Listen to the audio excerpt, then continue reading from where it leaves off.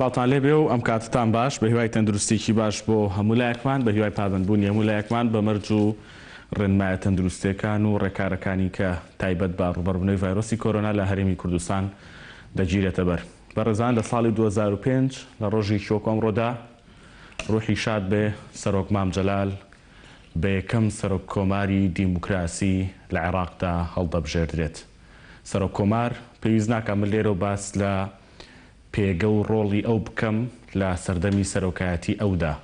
دەمانەوێت میوانەکەمان بە ورد و درشتی و وێزگە گرنگەکان لە ژیانی سەرۆک مام جەلال لە سەرۆکایەتی کۆماری عێراقدا باس بکەین. هەمیشە کەسانێک هەبوون خەڵکانێک هەبوون لە هەرێمی کوردستان دەیانوت بەرپرسانی کورد لە بەغداد چی دەکەن، بەڵام لە دوایی نەخۆشکەوتنی سەرۆک مام جەلال باش تێگەیشتن کە چیەکەن. باش تێگەیشتن کە ڕۆڵی سەرۆک مام جەلال، پێگەی سەرۆک مام جەلال، توانای سەرۆک مام جەلال لە چیدا و بۆچی خەرج کراوە لە بەغدا. بەڕێزان گفتوگۆ لەسەر دوای 15 ساڵ لە سەرۆک کۆماری پێشمەرگەیەک لە عێراقدا دەکەین بە میوانداری بەڕێز پرۆفیسۆری یاریدەدەر دکتۆر دان ئەحمەد مستەفا مامۆستای زانکۆ. کاک دکتۆر زۆر بەخێر بێی، سوپاس بۆ ئامادەبوونی. کاک دکتۆر، مام جەلال لە ڕۆژێکی وەکو ئەمڕۆدا بەر لە 15 ساڵ من بیرمە خوێندکاری زانکۆ بووم، خوێندکاری پەیمانگا بووم، شەقامەکانی سلێمانی بەبەر نەدەکەوت لە دڵخۆشی خەڵک لە هەموو کوردستان خەڵک دڵخۆشی دەردەبڕی بەوەی پێشمەرگەیەک و سەرۆک مام جەلال بوو بە سەرۆک کۆمار. مام جەلال بۆ بوو بە سەرۆک کۆمار؟ بۆ ویستی ببێ بە سەرۆک کۆمار؟ جانم شەوتان باش و بە هیوام تەندروستی خەڵک باش بێت و ڕێکارە تەندروستیەکان جێبەجێ بکەن. درود بۆ گیانی پاکی مام جەلال. ئێمە کە تەماشای ژیانی مام جەلال دەکەین لە سەرەتاوە بۆ کۆتایی 84 ساڵ تێکۆشانی بەردەوام، خەباتی بەردەوام، ئەگەینە ئەو قەناعەتەی کە ئەم زاتە دوو جۆر سیفەتی تیا بوو. باش. جۆری یەکەم ئەو سیفەتە گشتیانن کە لە سەرکردایە هەن، سەرکردە. بۆ نمونە ئازایەتی، پیاوێکی هەتا بڵێ ئازا بوو، بە تەنها خۆی ئیشرافی چەندین شەڕی کردووە لە ساتە وەختی زۆر هەستیارە توانیوێتی کە عەزمێکی باش بدا بە پێشمەرگە لە کاتێک لە ژمارەی پێشمەرگە زۆر کەم بووە لە هەموو لە هەموو هەلو مەرجەکانە پیاوێکی ئازا و پیاوێکی دلێر و پیاوێکی نەبەرد بووە. ئەوەی کە مام جەلال، ئەوەی کە ذاتی مام جەلال صفەتی تاکی ئەداتی، یعنی صفەتێکە لە مام جەلالە هەیە و لە کەسی ترانیە لە سەرکردەی ترا نایبینین، ئەمانەیە کە پێ دەڵێن.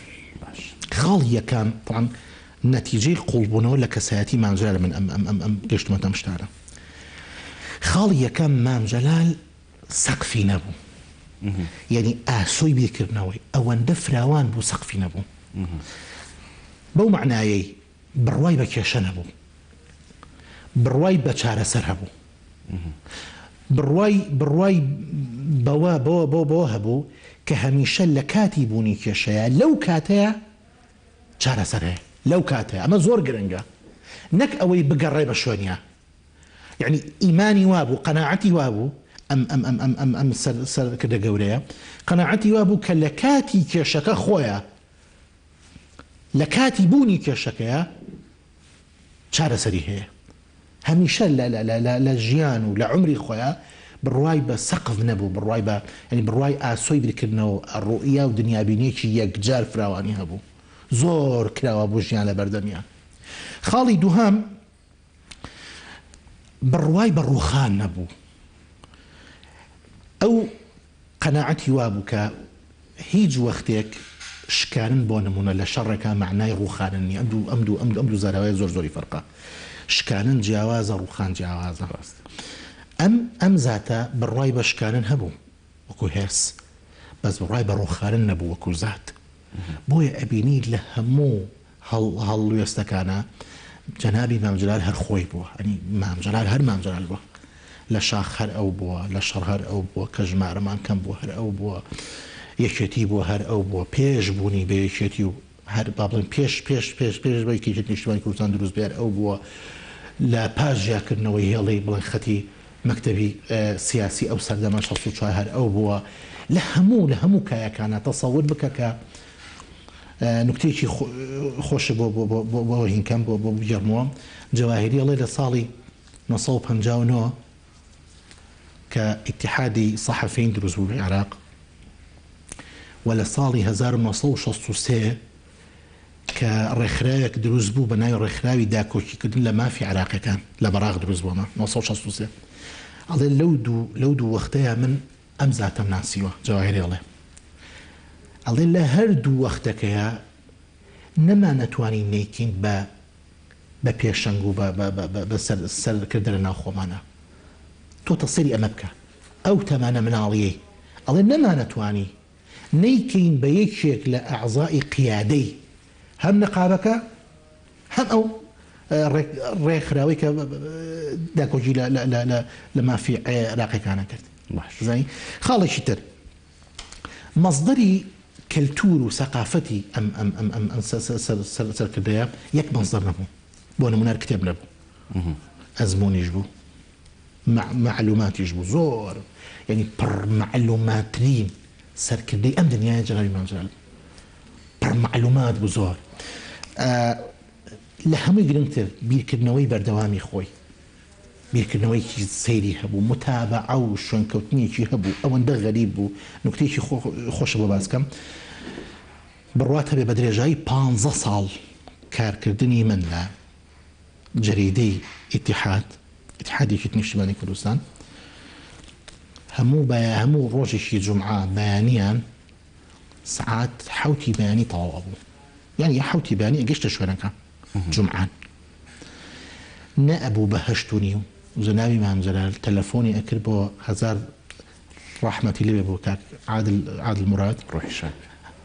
غەڵەتەکانی پێوت ئێوە لاپەڕێ ئەو غەڵەتەی تایە و ملاحەزەم لەسەر تەسلیمی ئەو لاپەڕێ هەیە هەمووی خوێن بووە حوت ئەگەیشتە دەستی 8:30 و هەمووی لەلا بوو هەموومان لەلا بوو یعنی تێبینیەکانی هەموومان لەلا بوو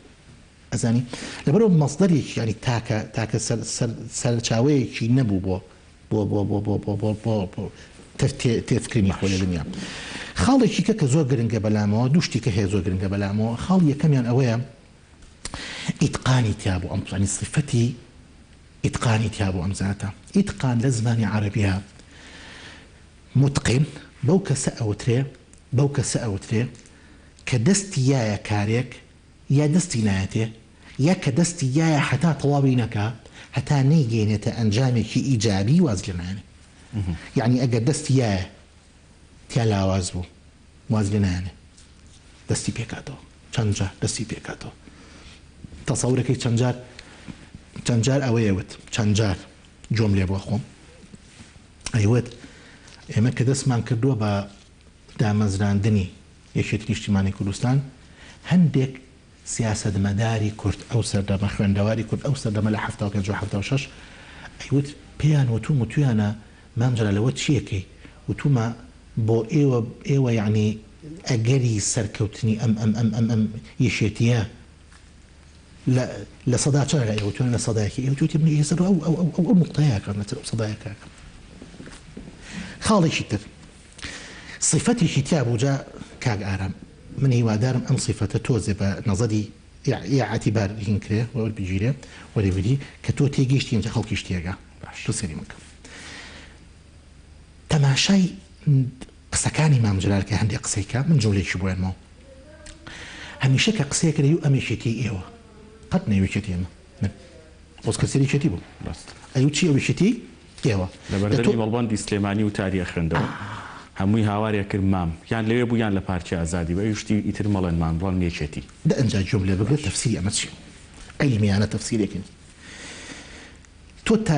تەماشای دانیشتنی بنوتۆکە ئێستا تیۆرێکی ئیعلامی سایکۆلۆژی گەورە لە دنیاە ئەم ڕاگانەی منوتۆ ئەبڕێەوە ئەویش چییە چۆن منوتۆوە لێکین ئەو کەسی کە تەماشامانەکە متەلەقی ئەو کەسی کە بەرامبەرمانە چۆن وای لێکین ئەیکەین بە بەشێک لەم بەرنامەی خۆمان باش دیقەت بەمە زۆر مهمە. شێوازی دانیشتنی من و تۆ چۆن ئێستا بازنەی نییە نیۆ بازنەیەوە نیە نیۆ بازنەیە لە عیلم النەفس ئەڵێ بۆ ئەوەی کە تۆ وا لەو متەلەقیە بکەی بیکەی بە بەشێک لە خۆت ئەبێ ئەم نیو بازنەیە تەواو نەکەی ئەو کە سەیر دەکا نیو بازنەیەکی کە دروست ئەبێ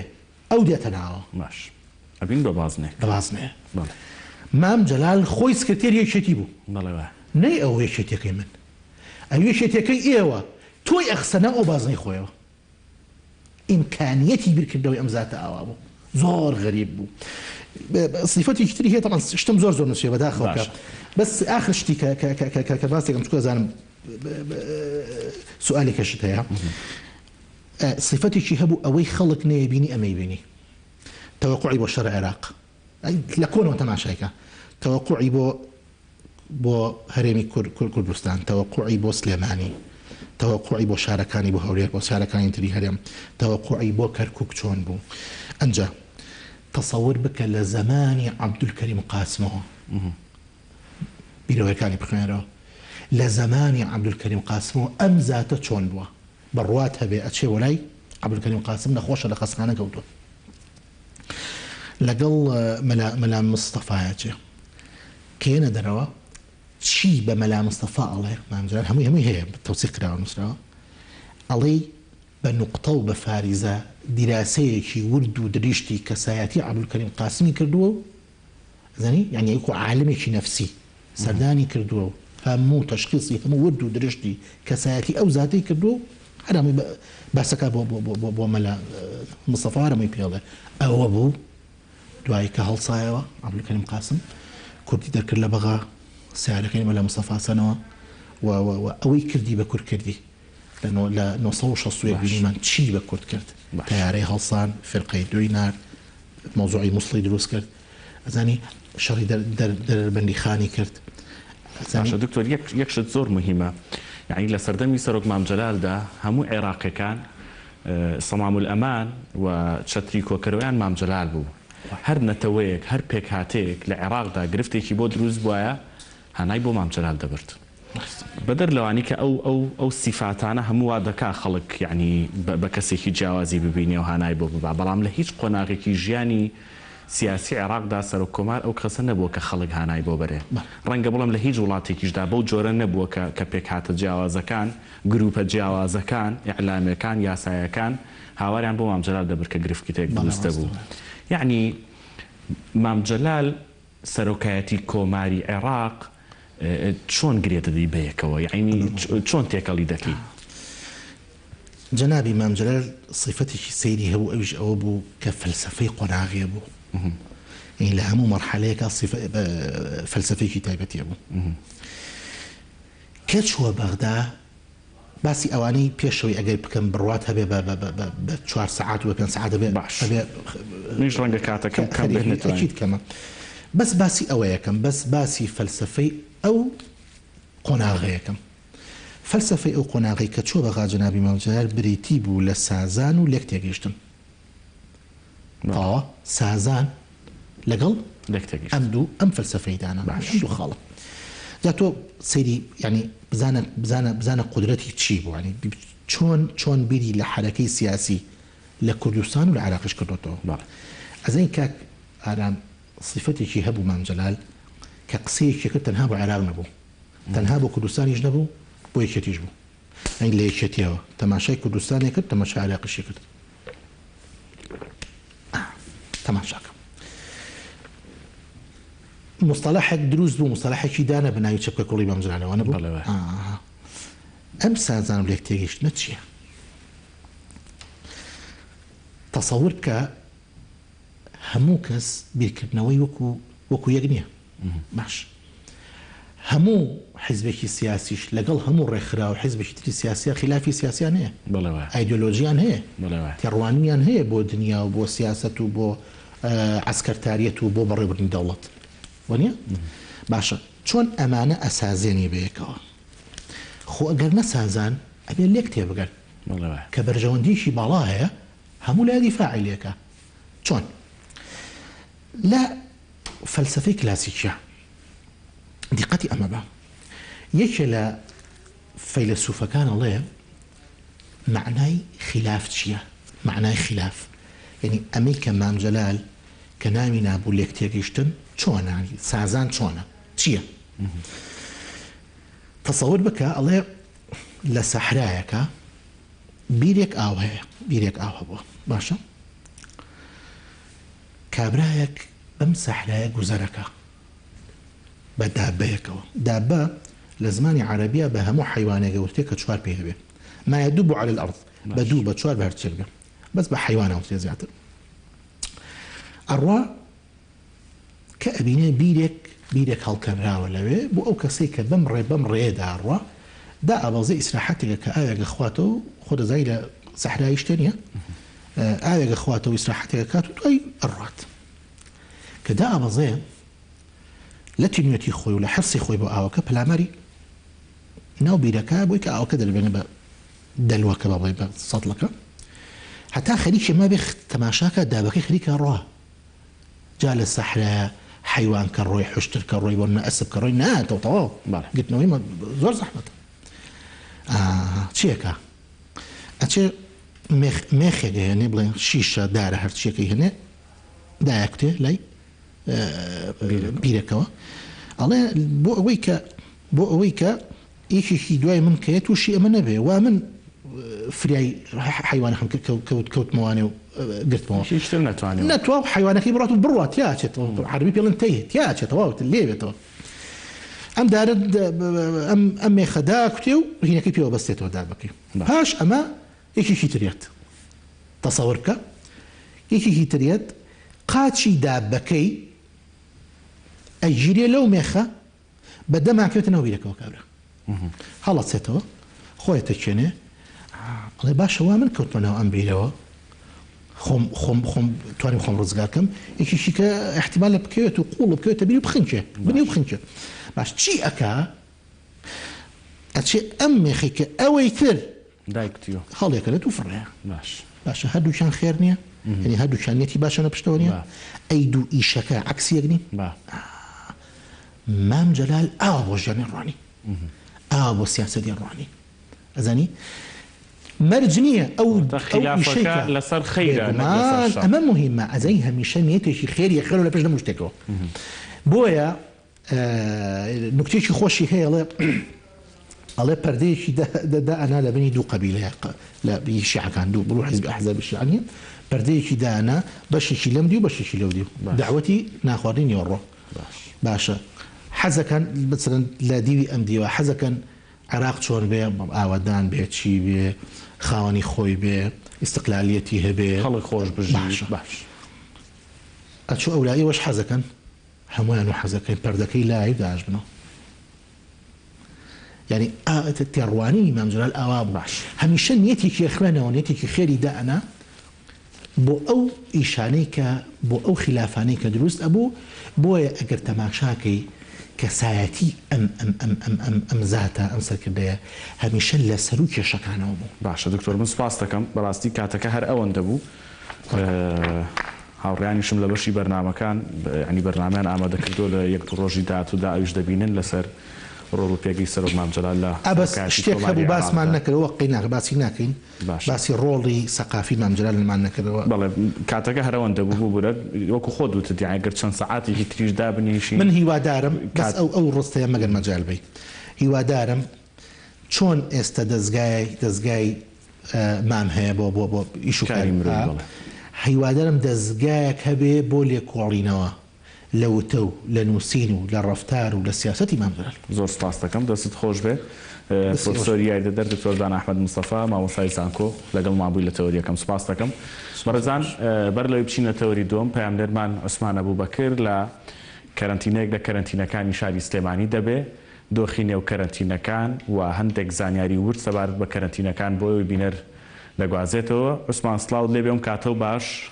زانیاری ورد لەسەر کەرەنتینەکان ئەو شوێنانی کە گومان لێکرا و یان توشبوانی بە ڤایرۆسی کۆرۆنای تێدا لای تۆ هەیە سڵاو لێبێ و فەرموو ئاراماندوو نەبی گرنگە ئێمە زانیاری سەبارەت بە ژیانی یا بە ڕەوشی ژیانی کەرەنتینەکراوەکان بە تۆ بۆ بینەرانی گەلی کوردستان و بۆ هاوڵاتیانی کوردستان بگوازینەوە و لەوەش گرنگترەوەی بە هەمان شێوە بۆ خوێنەرەکانیشمان لە پیج و وێبسایتی گەلی کوردستان تا بزانن ئەوانەی لێرە لە کەرەنتینەکان ئەمێنەوە ڕەوشی ژیانیان چۆن بەڕێوەچێ بە پێ و زانیاریانەی کە لە سەر زاری بڕیار ئازاد مەحموودەوە کە سەرپەرشتیاری کەرەنتینەکانی سلێمانی بە منی ڕاگەیان زیاتر یان نزیکتر لە 1000 هاوڵاتی کەرەنتینەکراو لە سنووری پارێزگای سلێمانی نێراونەتەوە بۆ ماڵە پاش ئەوەی پشکینەکانیان نگەتیو دەرچەوە تا هەڵگری ڤایرۆسی کۆرۆنا نەبوون. حەزەکەم ورتر کاک بڕیار بدوێ کاک بڕیار لە ماکی گەلی کوردستان نزیک بەرەوە و پێم بڵێ ئەم شوێنە کوێ و نزیک بەرەوە زیاتر لە ماکی گەلی کوردستان و وەزتان چۆنە و وەزعی کەرەنتینەکراوەکان. ئێرە گوندی گەشتیاری سەناریایە کە کەرەنتینەی سەرەکیە لە شاری سلێمانیە. ڕەوشی کەرەنتینکراوان لە ڕەوشێکی زۆر باشان لە ئێستاە کە ئەم گوندی گەشتیاریە کەرەنتینکراوی تایە لە خێزان و لە مناڵ و لە گەنج و لە سەڵت و لە هەموو کەسەکان و لە ئێستاشە باری دەرونیان زۆر باشە. ئێمە ڕۆژانە تیمەکانی تەندروستی و دکتۆر و ستافە بەڕێزەکانمان بە بەردەوامی چاودێریانەکەن و بە کۆی گشتیش ئێستا لە شاری سلێمانی کە دوو کەرەنتینکراومانەیە شوێنیشان گوندی گەشتیاری قارەمانە و گوندی گەشتیاری سەناریە کە بەسپاسەوە بۆ خاوەنەکانیان کە توانیویانە زۆر بەڕێزەوە ئەو کەرەنتینکراوانە وەربگرن و پێشوازیان لێ بکەن. کۆی گشتی ئێستا کەرەنتینکراوان تقریباً 50 هاوڵاتیمان ماوە لە ناو شاری سلێمانیە و کۆی گشتی ئەو هاوڵاتیانش کە ڕەوانە کراون بۆ ماڵەوە زیاتر لە 950 هاوڵاتی دوای پشکنینی تەواو کە لە وادەی دیاریکرای خۆیان لەسەر و 14 ڕۆژەکەەوە ینی گەشتوتە 18 ڕۆژیش پشکنەکانیان نێگەتیو دەرچووە و ڕەوانەکراونەوە بۆ ماڵەوە. کاک بڕیار ئەم گروپی کە ئێستا لایتۆن ئەم 50 هاوڵاتیە کەی ئیزنەدرێنەوە یاخود بە گروپ ئیزەدرێنەوە یا دانە و دوان و سیان یا خێزانێک و 4 و 5 ئەومان پێ بڵێ. ئەو کەرەنتینکراوانی کە لە لای ئێمە هەر یەکیان بە بەروارێک هاتوونەتە لای ئێمە. ئێستا مەسەلەن بەیانینا دوو بەیانی کاکاتە 8 مانگ چەند کەسیشان سەرەی پشکنینیانە لە دوای 48 ساعت کە پشکنینەکانیان دەرەچێ ڕەوانەی ماڵەوەکردنەوە. ئینشەڵڵا بە پشتیوانی خوای گەورە و ماندووبوونی هەموو کارمەندە دڵسۆزانی کە ئێستا خەریکی کاری کۆرۆنان لە ناو شاری سلێمانیە و بەرەنگاربوونەوەی دژی ڤایرۆسی کۆرۆنان لە چەند هەفتەی داهاتوە ئینشەڵڵا کەرەنتینکراو نامێنێت لە ناو شاری سلێمانی. زۆر سپاس با بچم بۆ لای ئارام من هەمیشە کە دێم بۆ لای بڕیار ئازاد مەحموود کە سەرپەرشتیاری کەرەنتینەکراوەکانی سنووری پارێزگای سلێمانیە لە چارچەوەی بڕواتی گشتی تەندروستی سلێمانی هەمیشە پیان ئەڵێم سەربازەبوونەکان چونکە ئەوان باشە عوسبات وەڵام من یەک پرسیارم هەبوو ئەگەر لەگەڵ کاک بڕیاریش باست بکردبایە یعنی ئەوانەی کە کەرەنتینە دەکرێن و دواتر دەنێردرێنەوە بۆ ماڵەوە چۆن ڕێنمایی دەکرێن چۆن بە دواداچوون دەکرێت بۆ پەیوەندیەکانیان و هاتن و چوونیان چۆڵ دڵنیا دەبنەوە لەوەی کە دوای ئەوە ئەگەر نیشانەیەک شتێکیان بۆ دەربکەی واتا پەیوەندی نێوان کەرەنتینەکان و کەرەنتینکراوان لە دوای دەرچوونیان چۆن بەردەوامە بێ. ئارام چەند جایی ترم پرسیارم لە بڕیار ئازاد مەحموود کردووە کە دوای ئەوەی ئێرە جێ هێڵن ئایا چاودێری ئەکرێن و بارودۆخیان چۆنە و ئایا ئەشێ دوای ئەوە دەرکەوتبێت کە کۆرۆنا هەبێ ڕەنگە وەڵامی دروستتر لای خۆ بێت. دیسان ئارام پرسیاری هەیەڵێ پێمان بڵێ دوای بەجێهێشتنی مەسەلەن ئەم ئۆفیسە چاودێری ئەکرێن بە دواتداچوونیان بۆ ئەکرێ؟ بەڵێ ئێمە هەموو هاوڵاتێک کەوادی دیاریکراوی خۆی کە کەرەنتینە تەواوکە ئێمە ڕێنماییکەینێ کە ماوەی 10 ڕۆژ لە ماڵیشەوە خۆی کەرەنتینە بکە و تیمەکانمان بە بەردەوامی متابعیانەکەن. لە ماوەی ڕابردووە لە شای سلێمانی دەنگویەک بڵاو بووە کە گوایەک هاوڵاتێک لە تەوێڵا لە دوای وادەی کەرەنتینکردنی خۆشی دوای 4 ڕۆژەکە تووشی کۆرۆنا بووە. ئێمە لە دوای ئەوە بەرنامەی شکەماندانە کە بەڕێز بەڕێوەبەری گشتی تەندروستی سلێمانی زۆر پێشوازی لێکردینەوە بەرنامەیە. ئێمە کەرەنتینەمان لە 14ەوە کرد بە 18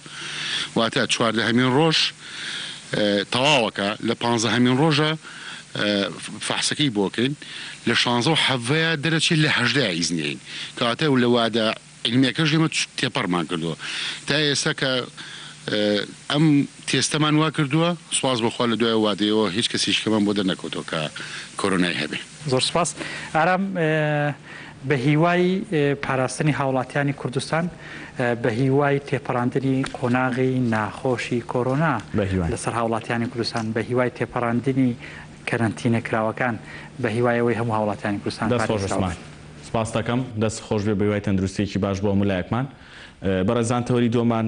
لەگەڵ بەڕێز شیروان میرزا ئەندامی ئەنجومەنی نوێنەرانی عێراق بێ کە لەسەر هێڵی سکایپ و ڕاستەخۆ لەگەڵمانە بێ کاک شیروانم کاتۆ باش سوپاس بە بەشداریکردنت دەمێ بزانم یعنی لە یەک دوو ڕۆژی ڕابردوودا کارنامە و بەرنامەی حکوومەتەکەی عەدنان زوڵفی گەیشتە پەرلەمان و لە لای پەرلەمانتاران بوونی هەیە.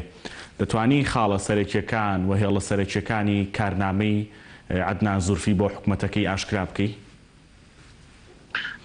سەرەتا سڵاوتان لێبێ و سڵاو لە بینەرانی گەلی کوردستان. زۆر سپاس. دیارە بەڕێز عەدنان زوڵفی لە یەک ڕۆژی ڕابردوودا کارنامەکەی نات بۆ پەرلەمان و ڕایگەیاندووە کە لە چەند ڕۆژی داهاتوودا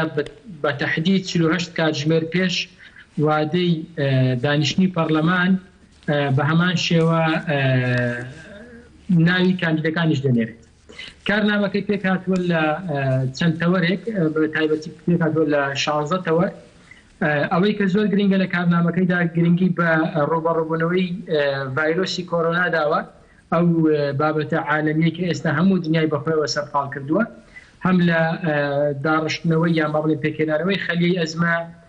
بە سەرۆکایەتی سەرۆکوەزیران و تەرخانکردنی بڕی پارەی پێویست و هەموو ئەو جێبەجێکردنی بڕیارەکانی کە دەردەچێ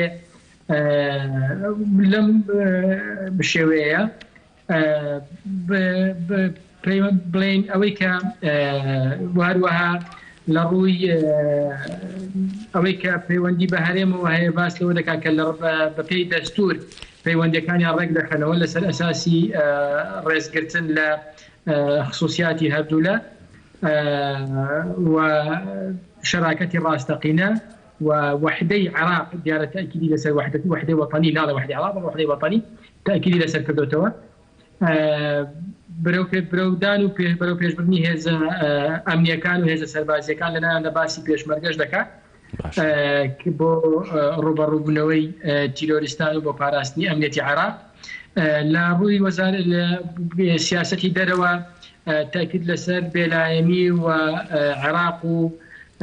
پاراستنی ئاماڵی ڕێزگرتن لە سەروەری عێراق دەکات بەوەی کە عێراق نەبێت بە ساحەی تەصفیە حساباتی دەرەکی چ ئەقلیمی نێودەوڵەتی و علاقاتی لەگەڵ هەموو وڵاتان لەسەر ئەساسی مەسلحەتەکانی عێراق بێ، گرنگی بە بواری اقتصاد و استثمار دەدا و بەرهێنان بۆ پارێزگاکان باس لە لامەرکەزیەت دەکات و خاڵێکی تریەوەیە کە باس لەوە دەکات لە ماوەی 30 ڕۆژدا دەبێ وەزارەتەکان کارنامەی خۆیان پێشکەش بکەن و لە ئەنجومەنی وەزیران دەنگ لەسەر ئەم کارنامەیە بدرێ و خاڵێکی تر تاکید لەسەر ئەنجامدانی هەڵبژاردننی پێشوەخت دەکاتەوە لە ماوەی کەم یعنی لە ماوەی ساڵێک زیاتر نەبێت لەو ڕۆژەیە کە حکوومەتەکەی متمانە وەردەگرێت. بە شێوەیەکی گشتی ئەمە کارنامەکەیەتی کارنامەکەی تا ڕادەیەکی زۆر تقریبا شمولیە و کارنامەیەکی خراپ نییە. حەزم لەمە تێبینیمان ئەوەیە کە بەوردی نەچۆتە سەر مەسەلەی نەوت و بودجە و ئیدارەدانی ناوچەدا بڕێنراوەکان و خاڵێکی تر کە وەکو ڕەخنە لە کارنامەکەی بەکاردەهێنرێت بە تایبەتی هێزە شیعیەکانی کە نەیاری عەدنان زوڵفینەوەیە کە باس لە کردە دەرەوەی یان با بڵێن دەرکردنی هێزە دیانیەکان ناکات لە کارنامەکەیدا. بە شێوەیەکی گشتی ئەمە کارنامەکەیەتی باشە. وەکوتت لایانی کوردی ڕەنگە ڕەخنی لەوە هەبێ کە بەوردی باز لە ناوچەدا بڕێنراوەکان و پەیوەندی نەوت و دارایی نێوان هەرێمی کوردستان و بەغدا ناکا، بەڵام ئەوەی کە تۆ باست کرد بە گشتی و بە تایبەتی ئەوەی لە بڕگەی 12دا ئەگەر هەڵە نەبن باز لە پەیوەندیەکانی هەرێم و بەغدا دەکا، ئەمە بەسە بۆی کورد کە بڵێ پشتیوانی لە عەدنان زوڵفی و دروستکردنی پەیوەندیەکی دروست و چوونە نێو حکوومەتەکەی و پاڵپشتیکردنی دەکەین، یان پێتان وایە کە پێویستەکە دانیشتنی زیاتر و تێگەیشتنی زیاتر لە نێوان کورد و عەدنان زوڵفیدا هەبێت؟ لە ڕاستیدا من پێم وایە ئەمە دووسەرەیە. لەلایەک خاڵێکی باشە کە لە کارنامەکەیدا باسی پەیوەندیەکانی یان با بڵین باشترکردن و تۆکمەکردنی پەیوەندیەکانی نێوان هەرێمی کوردستان و بەغدا دەکات لەسەر ئەساسی دەستور و لەسەر ئەساسی شەراکەتی ڕاستەقینە لەسەر ئەساسی بەرژەوەندێک هاوبەشەکان و لەسەر ئەساسی وحدەی وەتەنی. بەڵام ئەمە ئەگەر لایەنی کوردی لە مفاوەزات و دانوستاندا لەگەڵی ورد نەکاتەوە، یعنی نەچێتە سەر تەفاسیل، لە ڕاستیە دووسەرەیە. دەکرێت بە نمونە لە داهاتوودا بەڕێز عەدنان زۆرفی ئەگەر حکوومەتەکەی سەرکەوتوو بوو توانی متمانەی بەدەستێنە مستەڵەحی وحدەی وەتەنی بە شێوەیەک بەکاربێنێت کە زۆر لەو هەنگاوانەی کە هەرێمی کوردستان دەینێ بە هەنگاوی نادەستوری لە قەڵەم بدا، بە هەنگاوی نیەتی جیابوونەوە یان جۆرێک لە ئەوە لە قەڵەمدا. چونکە من چەند جاری تریش باسم کردووە کە بەڕێز عەدنان زۆرفی بۆ خۆی کەسێکە کە بڕوای بە مرکزیت هەیە، یعنی کەسێکە بڕوای بە دەسەڵاتی زۆرەوە هەیە لە مرکز، کەمتر بڕوای بە لا مرکزیەتی. هەرچەند لە کارنامەکەدا باسی لا مرکزیت بۆ پارێزگاکان دەکات، بەڵام خودی شخصیت و کەسایەتی بەم شێوەیە. بەڵام وەکو باسی کردمە لایەنێکی لایەنی دووەم ئەوەیە کە ئەگەر بێت و وەفتی هەرێمی کوردستان یان بڵین لایەنە کوردستانیەکان لەگەڵی وردکەنەوە بێنە سەر تەفاسیل، ئێمە چەند مەلەفێکمان هەیە کە بەردەوام لەگەڵ بەغدا مەلەفی گەرمن، لەوانە مەلەفی نەوت و غاز، مەلەفی بودجە و پشکی هەرێمی کوردستان لە موازنە، مەلەفی ئیدارەداری کاکشیدان. وەڵام پرسیارێک زۆر گرنگە، ئەویشەوەیە باسی گفتوگۆ و دانوستانت کرد لەگەڵ عەدنان زۆرفی یا لەگەڵ بەغدا. خاڵێک زۆر گرنگە، تاوەکو ئێستا وەفدێکی کوردی دیار نییە یان شتێکی لەو بابەتە بوونی نییە. ئێوەکو پەرلەمانتاران پێتان باشە چۆن وەفدێک دروست بکرێ و چۆن مفاوەزاتێک لەگەڵ عەدنان زۆرفیدا بکرێ، ئەو شێوازە تەقلیدیی کە هەمان بوو لە محەممەد تۆفیق عەلاوی و لە ئەوانی پێشووتریشدا چۆن بیگۆڕین؟ طبعا لە ئەوەی کە لە مامەڵەکردن لەگەڵ بەڕێز محەممەد تۆفیق عەلاوی ڕوویدا ئەوە بوو کە دوجار سەرۆکایەتی هەرێم بە هەماهەنگی و بە چەند کۆبوونەوەیەک لەگەڵ تەواوی لایەنە سیاسیەکانی چ بەشدار لە حکوومەتی هەرێمی کوردستان و چ دەرەوەی حکوومەتی هەرێمی کوردستانیش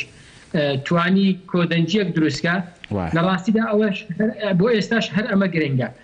گرنگە کە تەواوی لایەنە کوردستانیەکان چ ئەوانەی لە حکوومەتی هەرێم بەشدارن، چ ئەوانەی لە دەرەوەی حکوومەتی هەرێمن، چونکە دوجار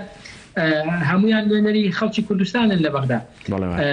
دەکرێت هەمویان بە مبادرە و دەستپێشخەری سەرۆکایەتی هەرێم جارێکی دیکە کورد تواناکانی و هەڵوێستەکانی بۆچوونەکانی یەک خاتەوە و بەم شێوەیە بچێتە دانوستانەوە لەگەڵ بەڕێز عەدنان زۆرفی. لە ڕاستیدا تا ئێستا چاوەڕێی ئەوە دەکەین ئایا مبادرەی بەڕێز عەدنان زۆرفی هەر ئەوەیە کە تا ئێستا کراوە یان مبادرەی تری بەدوادادێت. تەمەن ئەوەی کە تا ئێستا کراوە ئەوەیە کە زیاتر خەریکی ناوماڵی شیعە بۆ کە تا ئێستا نەیتوانیوە ناوماڵی شیعە ڕێک بخات، یعنی تا ئێستا پشتیوانی زۆری نییە وەکو کوتلەی سیاسی لەناو تەواوی هێزە سیاسی شیعەکان. بیرمان نەچێ هەم ئەم شتە و هەم شەوی ڕابردوو چەند کۆبوونەوەیەک لە نێوان لە شیعەکان کراوە، بەشی زۆری بە تایبەتی 5 کوتلەی شیعە بە تەواوی ڕەتی دەکەنەوە کە متمانە بدەن بە بەڕێز عەدنان زۆرفی. بەڵام تا ئێستا لەگەڵ سونە و لەگەڵ کوردیش بەم شێوەیە نەکەوتوتە گفتوگۆ. ئەوەیە کە یەک دوو جار سەردانی بەڕێز محەممەد حەلبوسی کردەوە بنیۆنەری بەشێک لە سونەکان یان وەکو سەرۆکی پەرلەمان باڵێن، دوو جاریش سەردانی بەڕێز فواد حوسێنی کردەوە وەکو وەزیرێکی کوردیان وەکو وەزیرێک لە حکوومەتی عێراقی، و دەکرێت یعنی پێمان وابوو کەمە دەست پێشخەری یان با بڵێن پێشەچی بیدایەتی مبادرەی ترە لەوانەیە بەڕێز عەدنان زۆرفی سەردانی هەرێمی کوردستان بکە یان دیدارێک جۆرێک لە پەیوەندی لە بەغدا ئەنجام بدرێت لە نێوان بەڕێز عەدنان زۆرفی لایەنە سیاسی کوردەکان یان کوتلە سیاسی کوردەکان، بۆ ئەوەی هەم کوتلە سیاسی کوردەکان بە ڕاشکاوانە ڕای بەڕێز عەدنان زۆرفی لەسەر مەلەفە گەرمەکان بزانن، یان بە هەمان شێوە عەدنان زۆرفیش بزانێت کە کورد لە بەرامبەر چیدا داعمی بەڕێز عەدنان زۆرفی دەکەیان دەنگ بە کابینەکەی دەدایان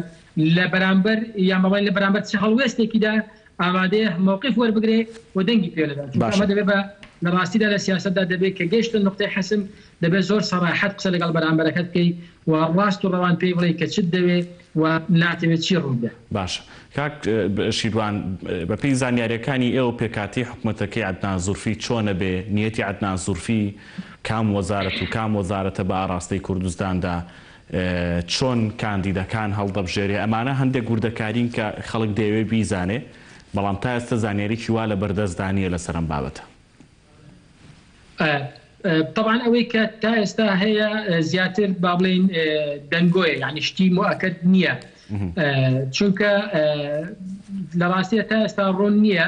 یان با بڵێن خودی بەرز عەدنان زورفیش ڕوونی نەکردوێتەوە کە چۆن تشکیلەی حکوومەتەکەی دانیشتێتەوە. قسە لەسەرەوە دەکرێت کە بەشێک لەوە یعنی با بڵێن هەموویان یان بەشێک لە وەزیرە کوردەکان بمێنەوە قسە لەسەرەوە دەکرێت هیچیان نمێنەوە ئەمە دوو ئەوەی جیاوازە.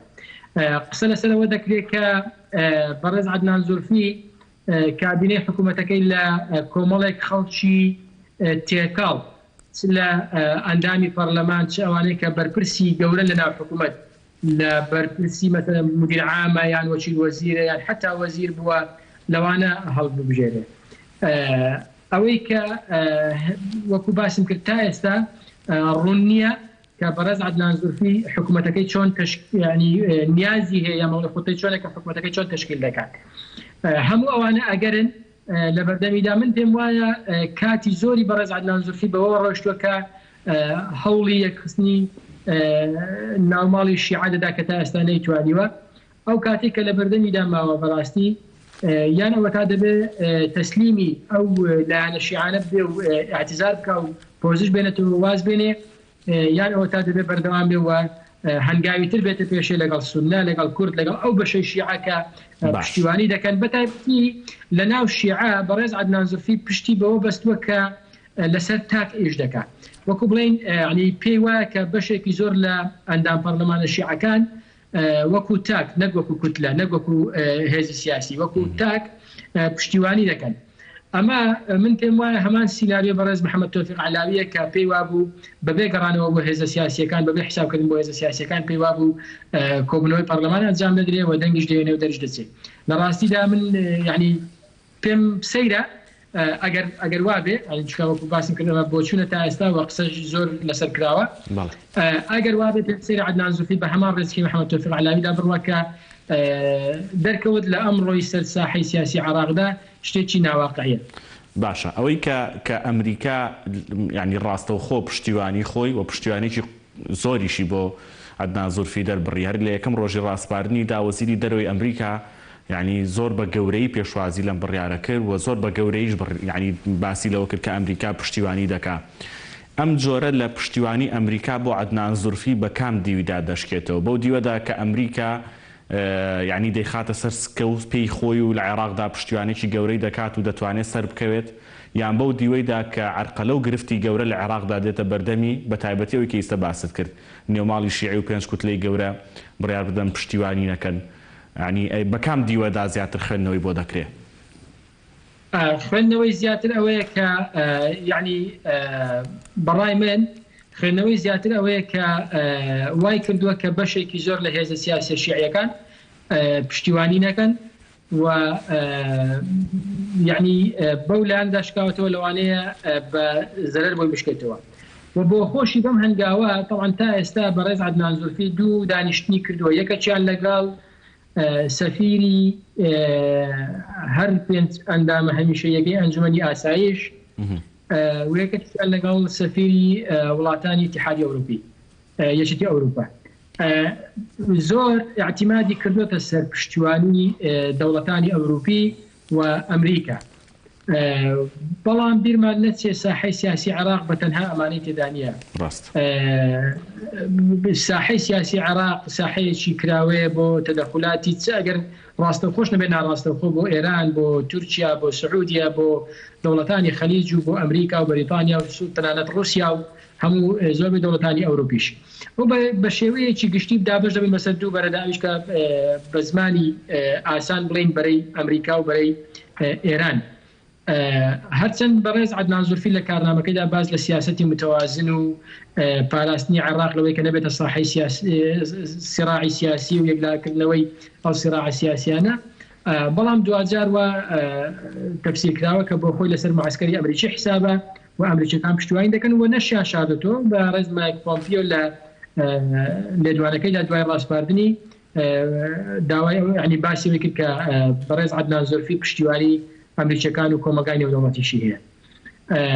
ئەمە وا شکاوەتەوە کە بەشێکی زۆر لە هێزە سیاسی شیعیەکان نەیانێ متمانە وەربگرێت